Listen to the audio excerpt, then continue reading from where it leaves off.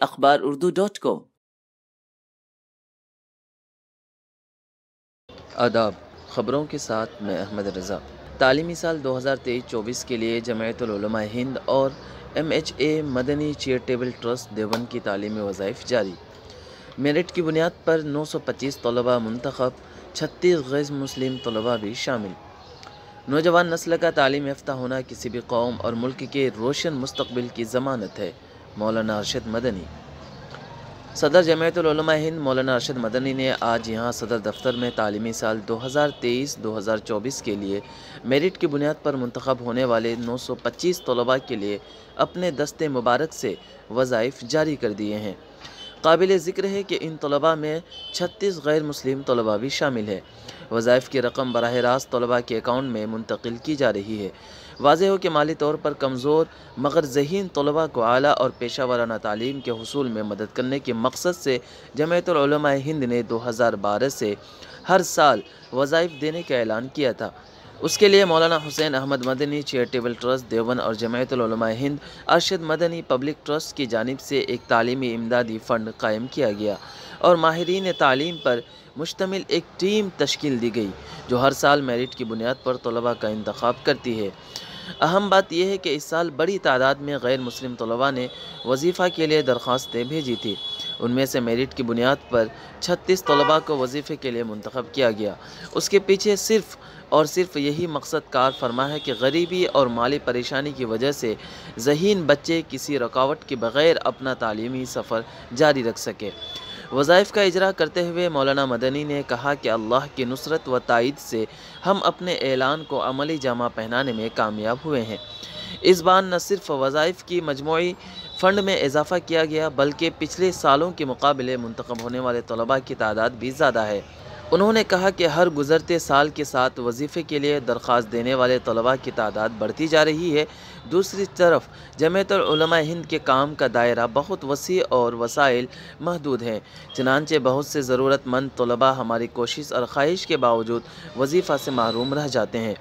انہوں نے کہا کہ اسی بات کو ذہن میں رکھ کر وظائف کے فنڈ میں اضافہ بھی کیا گیا، تاہم تمام ضرورت مند طلباء کا احاطہ نہیں کر سکتے۔ طلباء کی یہ بڑھتی ہوئی تعداد اس بات کا مثبت اشارہ ہے کہ اب قوم کے بچوں میں تعلیم کو لے کر نہ صرف للک بڑھی ہے بلکہ وہ پورے جوش و خروش کے ساتھ پیشہ ورانہ تعلیم کا بھی انتخاب کر رہے ہیں۔ اس بات پر اپنی مسرت کا اظہار کرتے ہوئے کہا کہ اسکالرشپ کے لیے غیر مسلم طلباء کی ایک بڑی تعداد اپنی درخواستیں بھیجتی ہے۔ مولانا مدنی نے کہا کہ ایک ایسے دور میں کہ جب فرقہ پرستی اپنے انتہا پر ہے اور مذہب کے نام پر شہریوں کا ایک دوسرے سے الگ کرنے کی دانستہ کوششیں ہو رہی ہے، اشتعال انگیزیوں اور پروپیگنڈوں کے ذریعے ایک مخصوص فرقے کے تعلق سے اکثریت کے ذہن میں غلط فہمیاں پیدا کی جا رہی ہے۔ جمعیت العلماء ہند اپنی تاسیس ہی سے ملک میں فرقہ وارانہ یکجہتی اور رواداری کے لیے سرگرم عمل ہے۔ اسکالرشپ کے لیے 36 غیر مسلم طلباء کا انتخاب اس بات کا کھلا ثبوت ہے کہ جمعیت العلماء ہند کوئی بھی کام مذہب کی بنیاد پر نہیں بلکہ انسانیت اور رواداری کی بنیاد پر کرتی ہے۔ مولانا مدنی نے مزید کہا کہ مجموعی طور پر مسلمان اقتصادی پسماندگی کا شکار ہیں، تعلیم کے اخراجات میں بے تحاشا اضافہ ہو گیا ہے، پیشہ ورانہ تعلیم تو اور بھی مہنگی ہو گئی ہے۔ دوسری طرف سچر کمیٹی کی سفارشات کی روشنی میں UPA کے دور حکومت میں مسلمانوں کو تعلیمی اور اقتصادی پسماندگی سے باہر نکالنے کے لیے جو چند اقدامات ہوئے تھے انہیں اب سرد خانہ میں ڈال دیا گیا ہے۔ یہاں تک کہ مولانا آزاد فاؤنڈیشن کو بھی قینچ کیا جا چکا ہے، جہاں سے اقلیتی کمیونٹی کے بچوں کو تھوڑے بہت تعلیمی وظائف مل جاتے تھے۔ ایسے میں قوم کی ذمہ داریاں بڑھ گئی ہے۔ مولانا مدنی نے کہا کہ نوجوان نسل کا تعلیم یافتہ ہونا کسی بھی قوم اور ملک کے روشن مستقبل کی ضمانت ہے، اس لیے اب ہمیں اپنی نوجوان نسل کے بارے میں جوڑ کو سنجیدگی سے سوچنا ہوگا۔ بہت سے ادارے اور تنظیمیں تعلیم کے میدان میں اچھا کام کر رہی ہے، لیکن آبادی کو دیکھتے ہوئے اس سے کہیں زیادہ کرنے کی ضرورت ہے۔ قوم کو درپیش گوناگوں مسائل کا ذکر کرتے ہوئے انہوں نے کہا کہ ہم پر یہ الزام عائد کیا جاتا ہے کہ ہم لڑکیوں کی تعلیم کے خلاف ہیں، جو کہ سراسر جھوٹ اور بے بنیاد ہے۔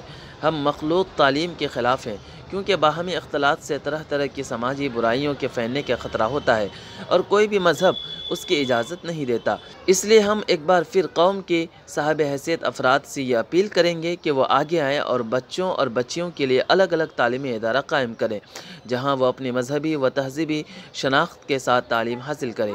انہوں نے یہ بھی کہا کہ نظم و ضبط اور عملی کوشش ایسی ہونی چاہیے کہ ہمارے تعلیمی اداروں میں غیر مسلم بھی اپنی بچیوں کو تعلیم کے لیے بھیجنے پر مجبور ہو جائے۔ اس سے نہ صرف باہمی اتحاد اور یکجہتی کو مضبوطی ملے گی بلکہ مسلمانوں کی تعلیم سے پھیلائی گئی بہت سی گمراہ کن باتوں اور غلط فہمیوں کا ازالہ بھی ہو جائے گا۔ مولانا مدنی نے آخر میں کہا کہ ہمارے بچیوں میں ذہانت اور صلاحیت کی کمی نہیں ہے۔ حال ہی میں آنے والے کچھ سروے رپورٹوں میں آیا ہے کہ مسلم بچوں میں نہ صرف تعلیمی تناسب میں اضافہ ہوا ہے بلکہ تعلیمی رجحان میں دلچسپی پہلے سے کہیں زیادہ دیکھنے میں آ رہی ہے۔ اس لیے ہمیں مایوس ہونے کی ضرورت نہیں بلکہ اگر ہم انہیں متحرک کریں، حوصلہ دیں تو راہ میں آنے والے ہر رکاوٹ کو عبور کر کے کامیابی کی منزل حاصل کر سکتے ہیں۔ ہمیں یاد رکھنا ہوگا کہ گھر بیٹھے کوئی انقلاب نہیں آتا بلکہ اس کے لیے کوشش کرنے کے ساتھ ساتھ قربانی بھی دینی پڑتی ہے۔